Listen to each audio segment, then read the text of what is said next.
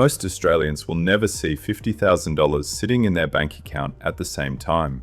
And look, I know that sounds brutal, mate, but the numbers don't lie. The median savings balance for Australians under 40 sits well below that mark, and with rent eating 30 to 40% of take-home pay in most capital cities, combined with groceries, energy bills, and HECS repayments quietly bleeding out of every paycheck, getting to 50 grand feels less like a financial goal and more like a fantasy. And I don't say that to make you feel bad. I say it because if you haven't hit $50,000 yet, you are not failing.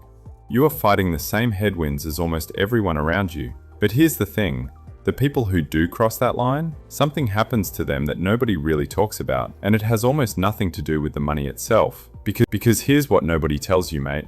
$50,000 doesn't just change your bank balance, it changes the game you're playing entirely. The rules shift, the opportunities available to you shift. Even the way your own brain works shifts. And today I'm going to show you exactly why that happens, what it unlocks, and how you can get there, even if right now it feels completely out of reach. Stay with me, because the second half of this video is where it gets genuinely interesting. But before we get to that, we need to talk about what life actually looks like before you get there.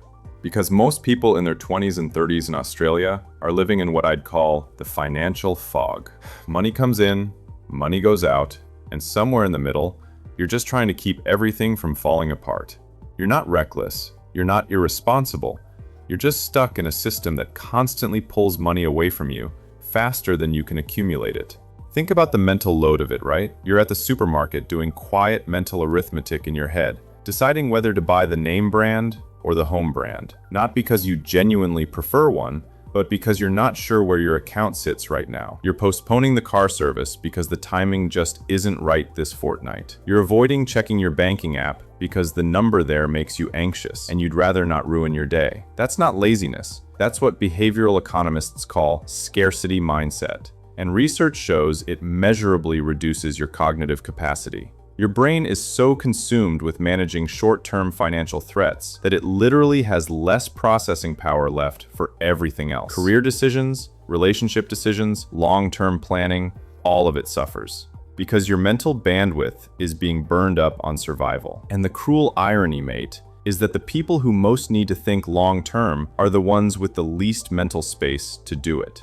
When you've got less than $10,000 saved, every unexpected bill is a crisis. Every financial decision carries real emotional weight, and you're making dozens of those decisions every single week. It exhausts you in a way that's hard to explain to someone who hasn't lived it. So why does $50,000 specifically change that? Not $30,000, not $40,000. Why is 50 the number where things genuinely shift? It's not because $50,000 is a magic number in itself. It's because of what $50,000 actually represents in the context of real Australian life in 2026 and beyond. At 50 grand, you've got roughly 4 to 6 months of living expenses covered, depending on where you live, which means a job loss, a health scare, a relationship breakdown, or a major unexpected expense no longer puts you on the edge. The existential financial terror that most Australians carry around with them quietly every single day starts to lift.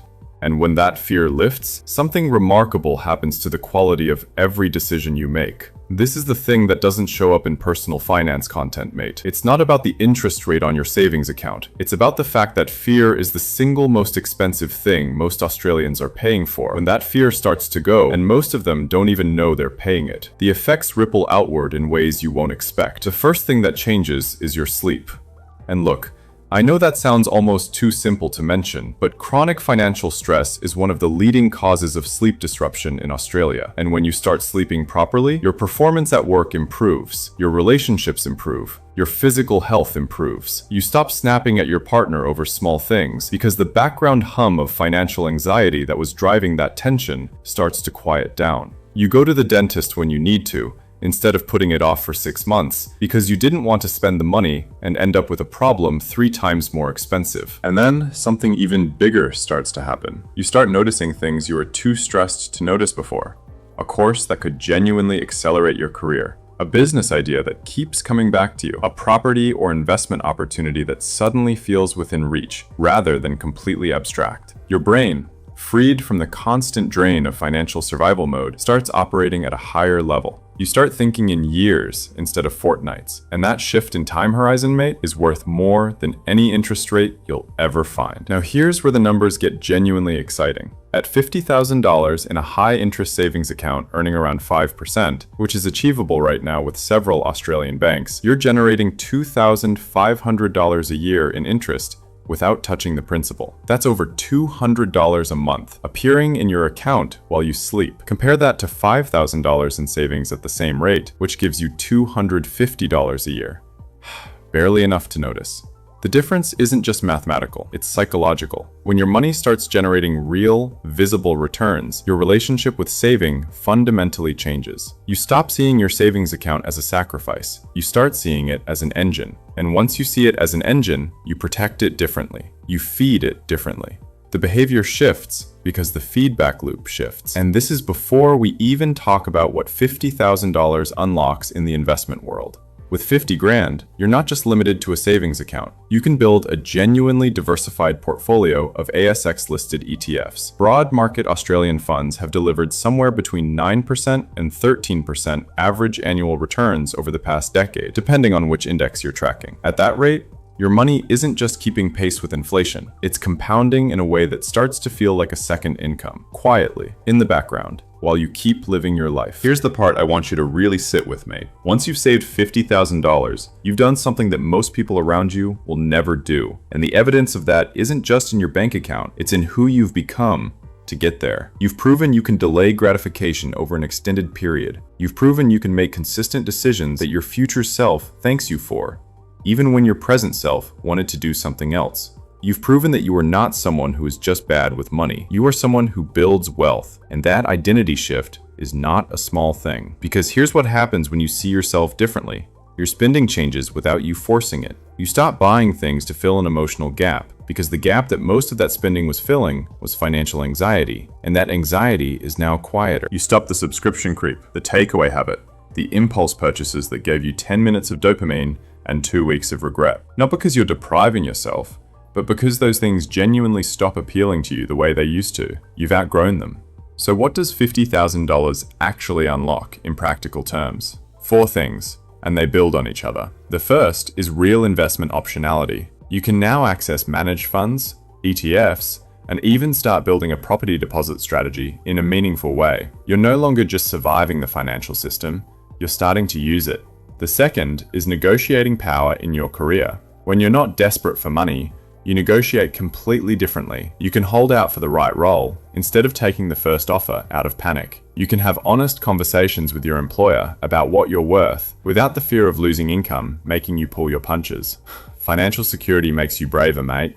And bravery in your career is directly correlated with earning more over time. The third is access to better financial products. Banks, lenders, and financial institutions treat you differently when you have $50,000 in demonstrated savings. Your borrowing power improves, your interest rates improve, your options improve. The financial system is, unfortunately, designed to reward people who already have money. And $50,000 is the point where you start to feel that working in your favor instead of against you.